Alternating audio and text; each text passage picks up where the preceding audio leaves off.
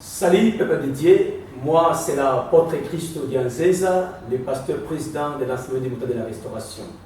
Nous vous saluons au nom de notre Seigneur Jésus-Christ. Voilà, c'est vraiment une très grande bénédiction mes frères et sœurs. Il est très évident que le peuple de Dieu, les hommes de Dieu, puissent apprendre encore de cette sagesse. Mais excusez-moi révérend, qu'est-ce qui est vraiment à la base de cette grande église de la sagesse de cette génération? Oui, merci beaucoup l'apôtre, votre question elle est pertinente. C'est une très bonne question parce que la crise est liée pas au peuple, la crise est liée aux dirigeants. Quand vous avez un dirigeant qui manque la connaissance, mais qu'est-ce qui va? La Bible dit on donne que c'est que l'on a. Si vous n'avez pas la connaissance, si vous ne maîtrisez pas les choses du Seigneur, vous allez transmettre quoi? Le peuple périt parce qu'il lui manque quoi? La connaissance. C'est pourquoi l'église du réveil est malade. L'église du temps de la fin est malade parce que nous, les bergers, nous devons chercher la connaissance. Nous devons chasser la connaissance. Quand je dis chasser, cela ne veut pas dire refouler. C'est comme un chasseur des Écritures, avoir la connaissance, avoir ce qu'on appelle le socle de ce que nous sommes en train de faire comme travail, une connaissance équilibrée pour l'enseigner. C'est pourquoi vous remarquerez aujourd'hui dans nos églises, il y a trop de cris de joie. Vous achèterez, vous irez en Europe, vous aurez l'argent. Le peuple n'a pas la connaissance. Expliquez les gens ce qu'on appelle les Pentateuques. Vous expliquez les Pentateuques, les livres historiques, même l'origine de la Bible, c'est la bibliologie. La Bible a commencé quand? Parce que c'est un livre que tout le monde a. Mais des fois, nous ne savons pas ses origines. À quelle année? Qui était l'auteur? Qui sont les premières personnes? Qui sont les auteurs qui ont écrit la Bible? Parce que la Bible n'est pas écrite en français. Ouais. La Bible est écrite en hébreu, mais traduite. Qui sont des traducteurs? Louis II était qui? Les gens doivent connaître parce que c'est notre document. Ouais. Si nous ne maîtrisons pas notre documentation, qu'est-ce que nous allons parler? Comment nous allons présenter? Pourquoi beaucoup de gens aujourd'hui n'ont pas la capacité de présenter Christ comme Dieu? Vous voyez, vous allez dans les débats et vous sentez qu'il y a un déséquilibre. Vous avez la Bible, mais vous ne savez pas parce qu'il vous manque la connaissance et il y a ce qu'on appelle la perdition, le peuple périt. Est-ce que, révérend, vraiment, est-ce que vous croyez réellement que tous les leaders religieux, les hommes de Dieu, les révérends, les bishops, connaissent toutes ces choses que vous parlez, il le fait par innocence parfois? Moi, je crois que tout le monde est obligé. Quand vous êtes dirigeant, vous êtes un enseignant, vous devez avoir ce qu'on appelle la culture générale. Moi, je peux faire débat avec un musulman, je peux faire débat avec un kimagiste, je peux faire débat avec un moine. C'est cette connaissance, c'est cette culture-là.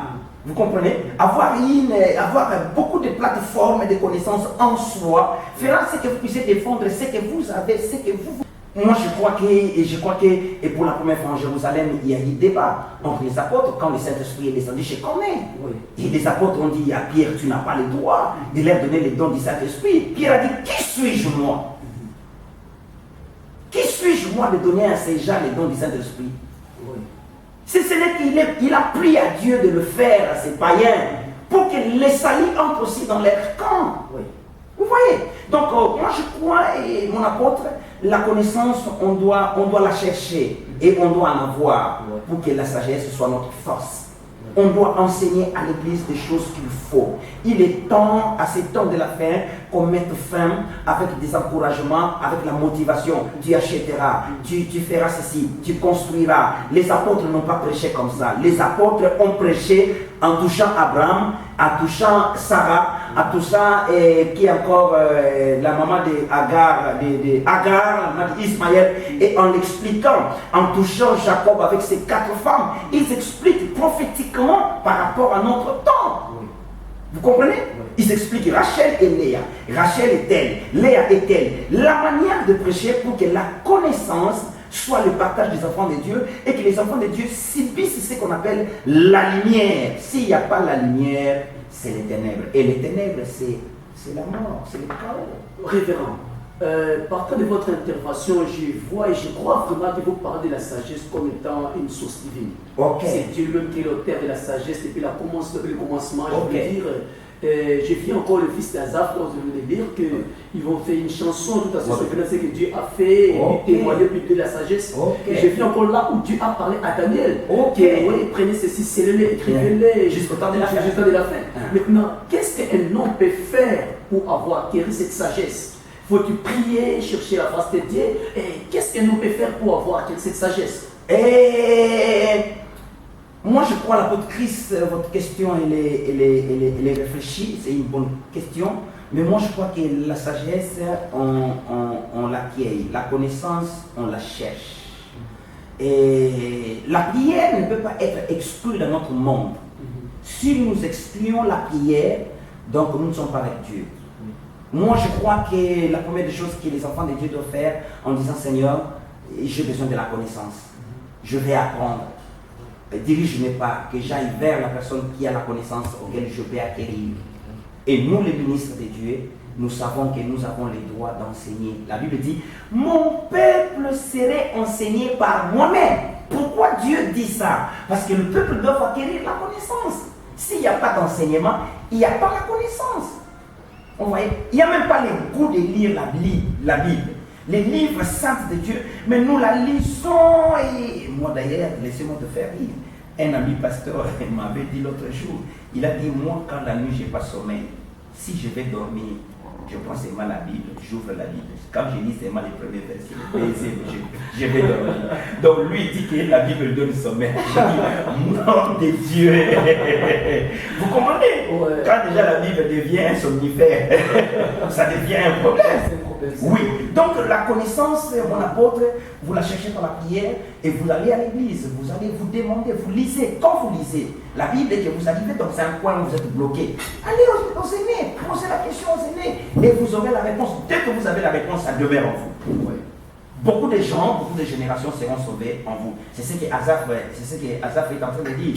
Ce que nous avons entendu, nous ne les cacherons pas. Qu'est-ce que nous avons entendu? La sagesse des anciens. Nous ne les cacherons pas à la génération future. C'est que si vous avez déjà une connaissance, vous avez déjà la sagesse, vous ne les cacherez pas dans la génération future. La génération future, c'est cette génération qui vient après nous. Vous comprenez? Ils viennent pour acquérir la sagesse. Ils viennent pour aimer. C'est pourquoi vous remarquez d'autres gens. Je m'accroche à cet homme-là parce qu'il a la sagesse.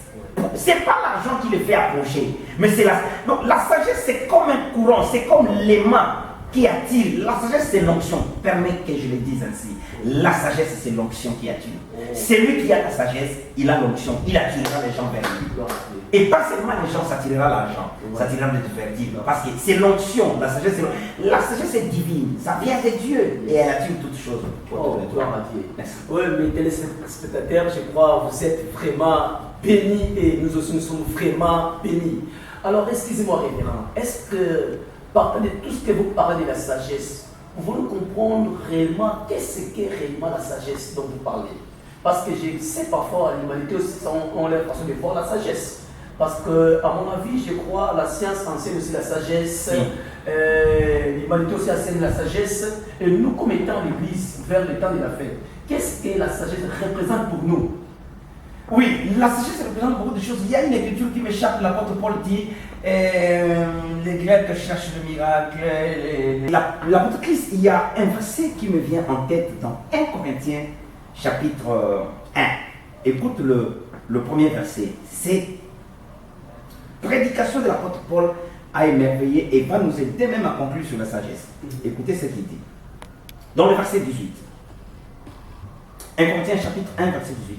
Car la prédication de la croix est une folie pour ceux qui périssent.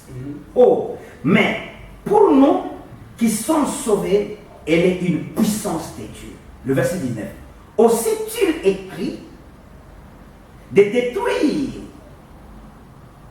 Non, je détruirai la sagesse des sages. Ah! Tu vois là où il y a les problèmes. Aussi-il écrit, je détruirai la sagesse des sages. C'est qu'en dehors de la sagesse divine, il y a la sagesse des sages.